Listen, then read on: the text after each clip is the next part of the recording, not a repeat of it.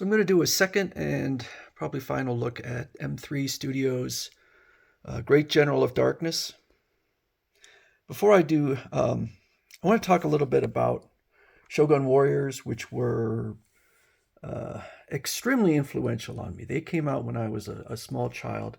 And so the reason I'm talking about it is because this figure, of all the figures I own that aren't Shogun Warriors, evokes the most nostalgia for a Shogun Warrior because of its size and because it's all plastic. So the first one I was interested, or I found interesting, was this that came out. Well, it hasn't come out yet, it says, but it's by AB Style Studios and clearly has taken inspiration from the Shogun Warriors and looks to be higher quality, at least as far as I can tell, just looking at it. And it says limited to 3,000 pieces worldwide.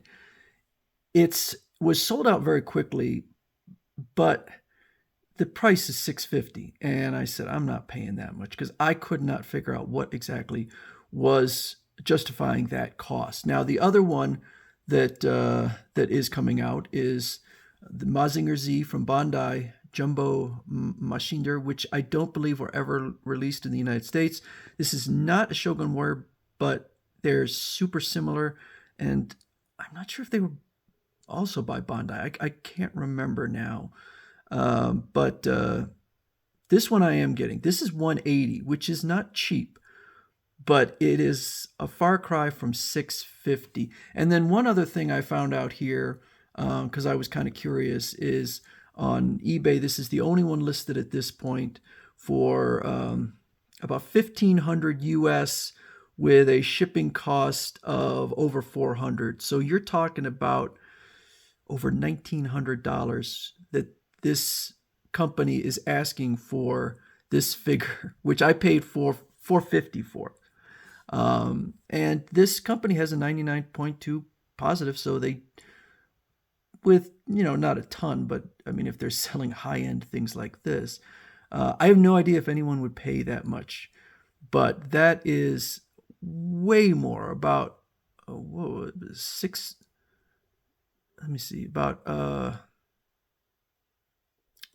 about over four times as much as I paid for it.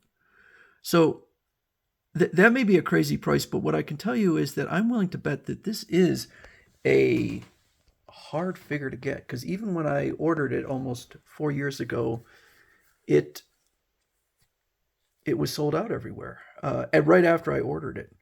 So what do I like and what don't I like about it? Okay, it's super dramatic. It's huge. It's considerably bigger than a Shogun Warrior, and not a lot taller, maybe 2 inches or so taller. But one thing I can tell you, and this was what shocked me out of the box, this thing is heavy. I mean, I can easily lift a Shogun Warrior with one hand. This one, I cannot. I barely get it off the ground. Now, I can certainly lift it, but just holding it out with one hand, it is heavy. I don't know if this is just solid plastic or what, but it is super heavy. It does have the light up feature, which, as I mentioned, I have a feeling that once that light up feature burns out, that it's done, because I don't see any way to get the batteries in. I did kind of play around. This head comes off very easily, which I guess you want. But these things will swivel, but I don't think they come out. So there's no manual with this. There's nothing. And I guess the argument is, well, what are you going to show? I mean, there's really no gimmicks on it other than the chain and the sword just, there are other hands which are shown holding the sword, but for a $450 figure, and when I started looking recently, it was, most of the places were selling for 500, even though they weren't selling because everything was sold out. The articulation is weak. I mean, you got wrist articulation, you've got some swivel here, some stiff swivel. This will lift up, but of course it is really constrained by his cape, and it won't hold.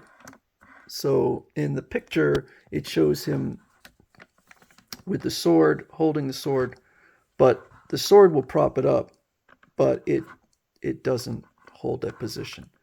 So seems a little weak for a $450 figure. I think the colors are very nice. I really like the colors. I like the paint shading. That is that is really nice on here. And so it will look super dramatic if you can find a place to put a more than 25-inch figure. I'm going to say I don't regret getting it, um, because I think that I'm going to be a rare person who owns this one. Now, Big Bad Toy Store, when you order a figure like this, you have to put down a deposit, a small deposit. And if you cancel that order, um, you lose your deposit. However, this had been out there for so long. I just simply said this is not going to come out, and so I texted them and I explained the situation. They said, "Listen, we'll allow you to waive the fee, and you can cancel it." And I thought about it. And I said, "You know what? I'm just, what the heck? I'll just let it ride." And so I did get it. I was kind of surprised. Um, but I would be curious if anyone else who's seeing this has this figure and what you think of the figure. The cape is a softer rubber.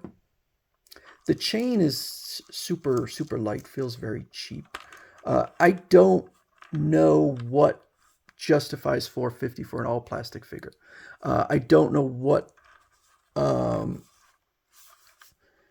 what causes the weight. I mean, the Shogun Warriors are clearly plastic with an empty space inside, whereas this may be just solid plastic. And I don't really know why they would go that heavy. It has a brace, but this thing stands like a rock. So I don't even know if that stand is going to offer much more stability to it. I mean, if it gets whacked and falls over, that's about what it's going to take. And I can tell you that if it gets whacked, that stand is going to offer no more balance than the feet.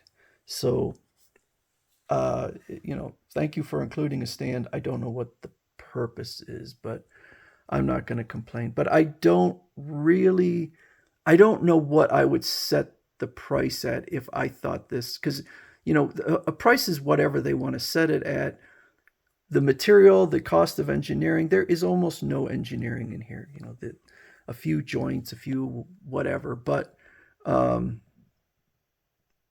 I don't know where the cost goes into to get up to that high of an item, because I have obviously much smaller figures, but with die cast and tremendous engineering and high quality uh, um, materials, and for like 300 and some bucks, under 400. So it's it's an impressive figure.